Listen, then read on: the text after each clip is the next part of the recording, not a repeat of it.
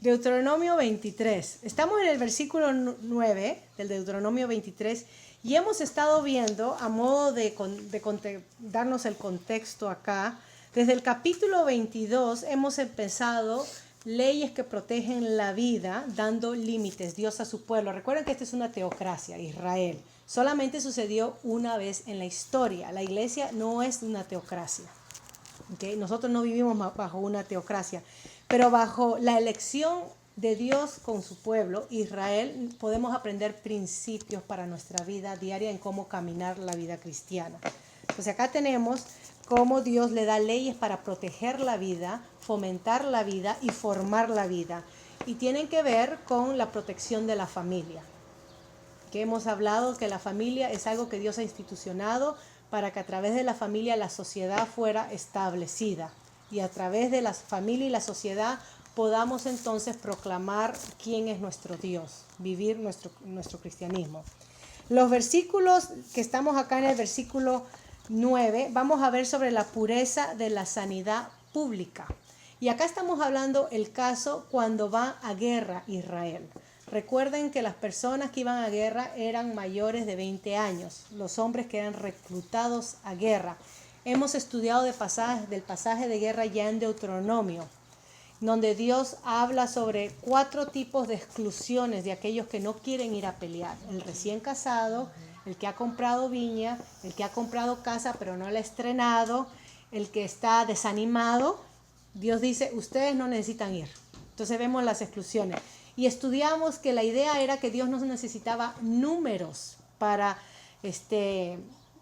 pelear las guerras contra las naciones paganas, pero Él necesitaba gente fiel porque Él era el guerrero que luchaba por su pueblo. No se trataba de números, sino su confianza puesta en Dios y su obediencia en Dios. En este pasaje de guerra que habla cuando los soldados van a guerra, habla sobre cómo ellos deben de mantenerse limpios. ¿Okay? Cómo ellos deben de mantenerse limpios. Ceremonialmente puros delante de Dios. Y la idea acá es, miren lo que dice el versículo 9. Cuando ellos salgan contra sus enemigos, te guardarás de toda cosa mala. Ahora, acá tenemos lo que Levíticos capítulo 15 da en detalle acerca de todo lo que puede contaminar a la persona. Fluidos internos que salen que pueden contaminar a la persona. Dentro de la lista de Levíticos 15, para que le lean después, tenemos tanto fluidos en los hombres como en las mujeres, donde tenían que separarse del campamento por X número de días. Por ejemplo, 7 días en el caso de la mujer cuando estaba menstruando, y después limpiarse, lavarse y ser incluida en el campamento. Se da regulaciones como no actividad sexual durante esa época. Y en ese contexto de Levíticos 15 habla sobre todos los fluidos que las personas, hombres y mujeres, tenían que limpiarse. La idea de esto es, la otra vez hice un comentario, es que Dios regula todo para Israel. Dios regula la dieta, Dios regula cómo deben de estar limpios, Dios regula cuando salen a guerra, Dios regula la actividad sexual, Dios regula todo. Y la idea era que sí, que Dios ha creado al ser humano, no porque Dios quiere darnos estos límites y quitarnos la alegría de vivir libres, sino que a través de seguir el orden y el diseño de Dios con sus ritmos que Él ha dado, que Él ha impuesto en su naturaleza y ahora con su palabra revelada para su pueblo, Israel podía servir de misión o un pueblo misionero para servir de sal y luz a las naciones, para que otras naciones vean la diferencia. Les doy un ejemplo. Daniel fue llevado cautivo a Babilonia con sus amigos. Y cuando él entró a la corte de Babilonia y vio que tenía que pasar un régimen de culturización y aprendizaje, y le cambiaron los nombres, y fue un lavado de cerebro que quería hacerle Nabucodonosor a todos estos expatriados, ¿no?, de la clase élite, de los príncipes de Israel, lo mejor. Cuando le ofrecieron la comida, él decidió, dice el verso, no contaminarse. Ahora, no hay nada en la comida que contamina a la persona, sino era la actitud que él quería seguir la ley, porque él entendía que como israelita tenía que vivir separado de las cosas paganas y mundanas. Y la comida era un recordatorio que él no era igual que los paganos, que él servía a un solo Dios y su comida era una manera de obediencia a Dios, de adorar a Dios, de servir a Dios en seguir las prácticas alimenticias de Israel, aun cuando estaban en otro país. Esto nos enseña a nosotros que cuando nuestro Señor Jesucristo dice que lo que contamina al hombre no es lo que entra, pero lo que sale. Todos estos pasajes que tratan de fluidos que salen del cuerpo es una figura de lo que es el pecado.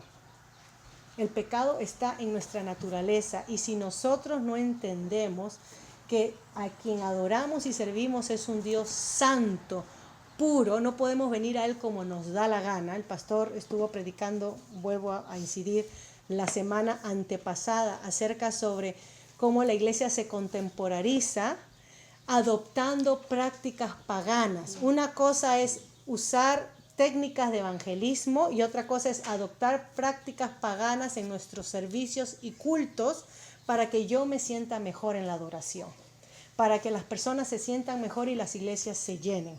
Y estuvimos mencionando y hablando de eso. El versículo 9 entonces, acá tenemos una figura de lo que es el pecado y lo que obstaculiza la relación con Dios en situaciones más estresantes como la guerra, en este caso. Ahora, versículo 9 nos habla de impureza cuando sucede en la noche. ¿Ven ahí? Algo sucede en la noche y entonces habla de salir fuera del campamento. No sabemos qué puede suceder en la noche, puede ser orina, puede ser diarrea, puede ser cualquier fluido que salga del cuerpo corporal, pero eso ya hacía a la persona ceremonialmente inmunda. No necesariamente es pecado, no, ceremonialmente inmunda. Levíticos 15. ¿Okay? Pureza ceremonial. Cuando Israel peleaba las guerras, estaba en guerra santa. Dios era el que enviaba a su pueblo a pelear, a dar juicio a estas naciones y a tomar y conquistar. Entonces, como ellos eran instrumentos de Dios, ellos tenían que mantenerse puros en su forma de hacer guerra. Y la manera de mantenerse puro es manteniéndose ceremonialmente. Otra, si ustedes leen Levíticos 15 y vamos a seguir porque habla en pedazos, ¿no? Deuteronomios acerca de la guerra, otra de las cosas que no podían hacer, Éxodo 19, era que por 3 días o 72 horas no podían tener relaciones con mujeres cuando se preparaban para ir a guerra. Okay. Éxodo 19, cuando Dios le dice a Moisés que él iba a descender para hablar a su pueblo en el Sinaí, donde le da la ley a Moisés y le dice al pueblo que se prepare, que se purifique, que se limpie, porque Dios iba a descender y iba a hablar con su pueblo. Entonces el primer punto es que acá la pureza ceremonial no es pecado, pero es una figura para nosotros, ya que nosotros no somos israelitas, que nos habla de que todo lo que sale del cuerpo contamina a la persona. Es lo que nuestro Señor Jesucristo habló cuando se refirió al no lavarse las manos cuando recogían espigas, ¿no? Ok, el versículo 12, salían del campamento entonces, fuera del lugar del campamento, tendrían que estar ahí y estamos hablando acá para hacer sus necesidades, con unas palas y herramientas y taparla, ¿ok? Cavar, cubrir el excremento. Y versículo 14 dice, porque el Señor tu Dios anda en medio de tu campamento. Eso es clave, la presencia de Dios. Donde está la presencia de Dios es lo que santifica el lugar.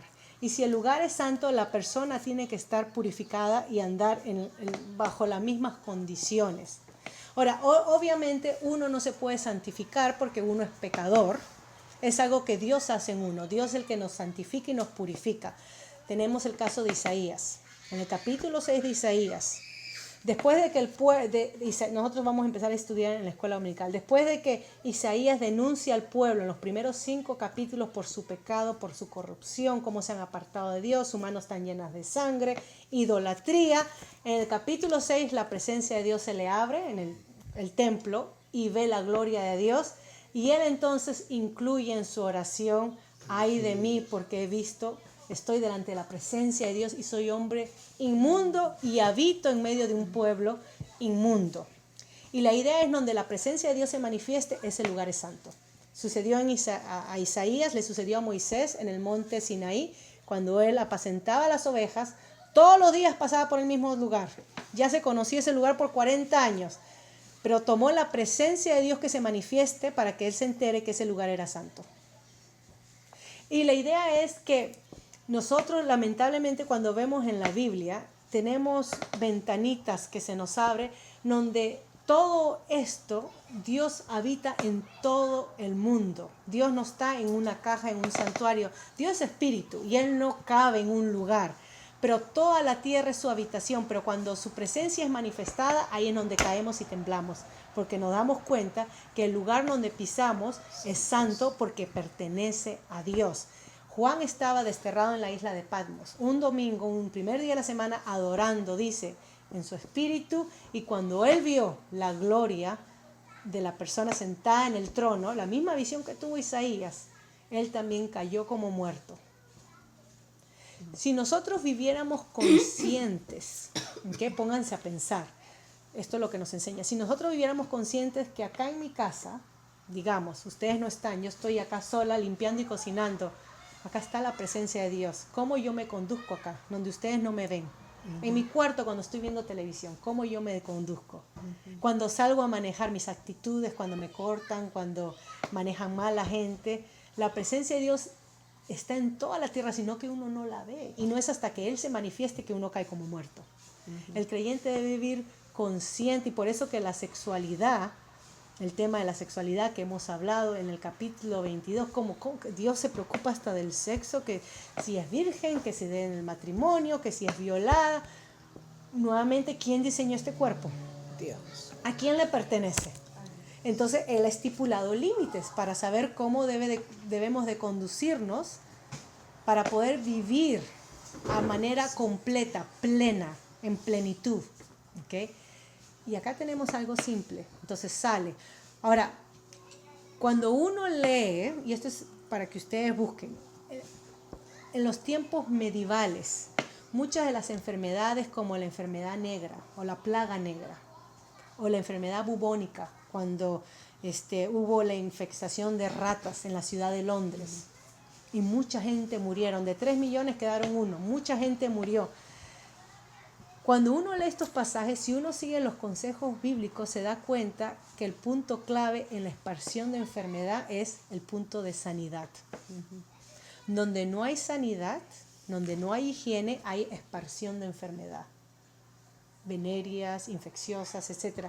Y hoy en día, la ciencia, porque ha avanzado, podemos comprobar las bacterias, los virus, cosas que no vemos cómo se esparcen. Es por eso que acá en Canadá son muy conscientes. Cuando uno se enferma algo como la gripe, una gripe fuerte, te dicen no salgas de tu casa, llama al trabajo que no te esperan. ¿Por qué? Porque la idea es no lleves tu enfermedad a tu centro de trabajo porque vas a contagiar a otros. Quédate en casa.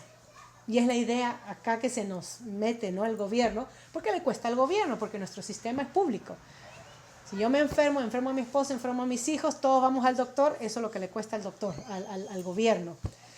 Si seguimos los consejos bíblicos, ya tenemos la sabiduría de Dios instalada en su propia palabra, diciéndole a su pueblo, no hablándole de virus ni de bacterias, pero cómo debían mantenerse limpios.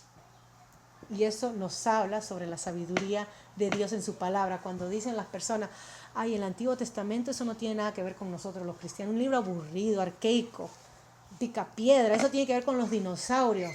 Acá tenemos la sabiduría que sacamos y aplicamos a nuestra vida, cosa de higiene. Nosotros tenemos lugares donde vamos a hacer lo que dice el versículo 12.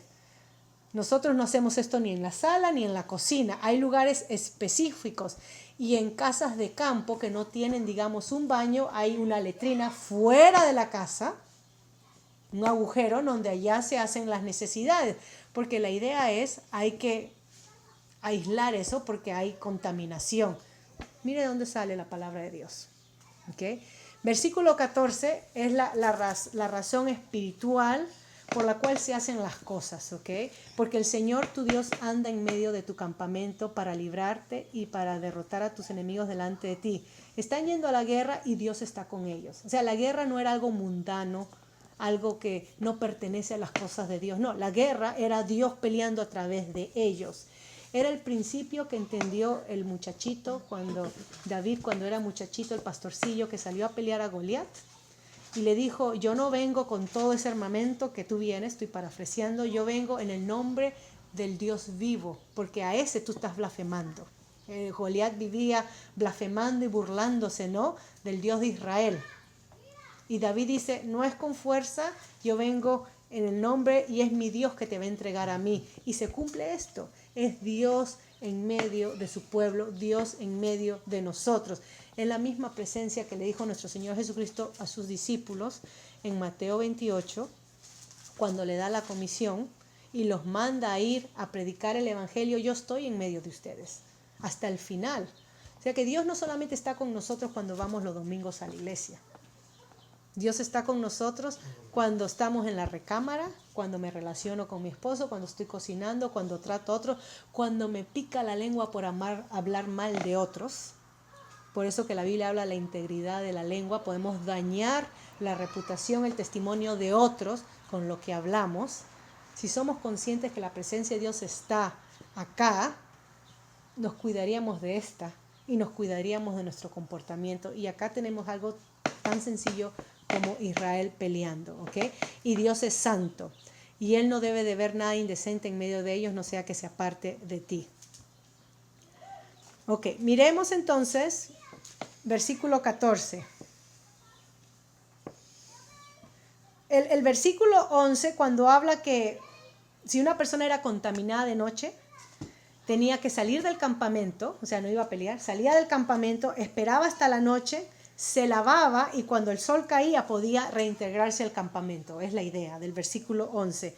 Y acá tenemos una figura para nosotros los cristianos de confesión, que nosotros cuando pecamos nos confesamos nuestros pecados. 1 Juan 1:9. Si decimos que no tenemos pecados, nos engañamos a nosotros mismos. Pero empieza, ¿no?, Juan en su carta, en su epístola. Pero si confesamos nuestros pecados, si admitimos, Señor, ¿verdad que seguimos en esta carne luchándola? Se me fue la lengua, tuve una mala actitud, quemé la cocina a propósito porque mi marido llegó tarde o lo que sea, tuve un mal pensamiento acerca de mi hermano o lo maldije en mi mente, me enojé, me salió una palabra de maldición. Señor, perdóname, decimos, ¿no? Perdóname, confesamos y Dios entonces nos limpia. Ok, esa es la idea. Es la misma idea que hizo nuestro Señor Jesucristo con Pedro cuando en Juan 13 se quitó la toalla y les lava los pies y Pedro no quería. Y Jesucristo le dice, si no te lavo los pies no tendrás parte conmigo. Y Pedro, como es atrevido, le dijo, entonces báñame todo, desde el pie desde la cabeza hasta el final.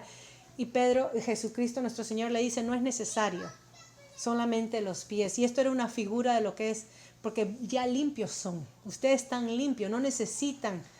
Ustedes ya están limpios, pero hay un pecado diario, hay una confesión diaria por esos pecados diarios que necesitamos limpiarnos.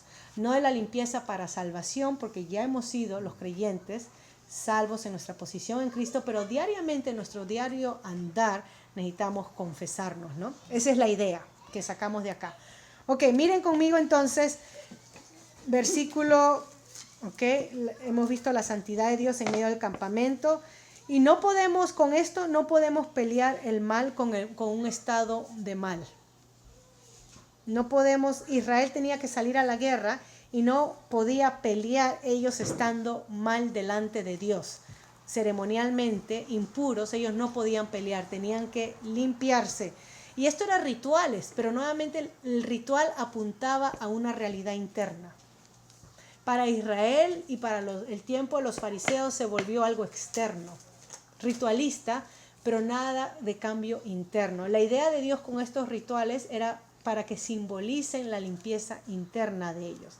Es por eso que nuestro Señor Jesucristo les dice y los denuncia a los religiosos por sus rituales externos en Mateo 23, cuando su corazón era inmundo, no había cambios. Entonces tenemos frases como circuncidados pero incircuncidados no de corazón. Tenemos frases como con sus labios me adoran, ¿no? Sus labios me adoran, pero sus caminos están lejos de mí, su corazón no me pertenece. Y es la idea cuando caemos en el ritualismo de hacer las cosas que Dios nos pide que hagamos solamente para cumplir y déjame tranquilo ya porque yo mando acá adentro. Y esta verdad Esta obediencia para Israel tenía que apuntar a su condición, que tenía que andar en santidad porque Dios estaba en medio de ellos. Ok, versículo 15. Acá tenemos una ley que tiene que ver con la pureza de la libertad personal. Versículo 15 y 16, y con esto me quedo para poder conversar. Tenemos el principio de extradición. Lo que sucedía era algo común antiguamente. Los esclavos, obviamente, cuando eran maltratados por sus amos, se fugaban. Israel tenía reglas, para ponerlo así, de protección para proteger a esclavos que se habían fugado de naciones extranjeras vecinas. Israel tenía que proteger a esos esclavos y no entregarlos, no expatriarlos. Ven ahí el sentido de compasión de Dios, el principio de compasión de Dios. Ahora, esto está en contraste porque leemos en los escritos de las naciones paganas, los tratados que tenían las naciones paganas, ¿okay?, eran que los esclavos que se escapaban tenían que regresárselos. Esos eran tratados que tenían las naciones paganas. Si un esclavo se salía, se huía y llegaba al otro país, ese país tenía la responsabilidad de regresarlo para que regrese a su dueño. Pero acá Israel, la ley es una ley más de compasión, porque dice: no entregarás a su señor el siervo que se huyere de ti de su amo. ¿Okay? Y la pregunta es cuál era la nacionalidad del esclavo y del amo. Y por lo general tenía que ver con personas extranjeras. Ahora, cuando el esclavo llegaba a Israel y alguien lo tomaba, automáticamente ese esclavo era influenciado y venía bajo la fe, la creencia de la teocracia, del monoteísmo del Dios de Israel. Tenía que someterse a la creencia en Dios. Si el esclavo no quería someterse, podía regresarse a su país por donde regresó. Así que el esclavo tenía que decidir: regresar donde mi amo, que lo más seguro que me maten, porque me fugué, ¿no? Era crimen fugarse, me maten, o acá Israel me abre las puertas, pero tengo que aceptar la fe ahora. Y era una manera de evangelismo para los esclavos que se escapaban. ¿Okay? Esta era la comprensión de Israel a un esclavo, donde Dios permite que la servidumbre, bajo ciertas restricciones y límites, tenemos Israel que no tenían que haber esclavos entre ellos, hemos estudiado, pero cuando tenían esclavos, los esclavos, nosotros tuvimos una lección, no para salirnos del tema. Los esclavos en Israel no eran esclavos como nosotros tenemos en mente, que se experimentó en el siglo XVIII, XIX o XVII.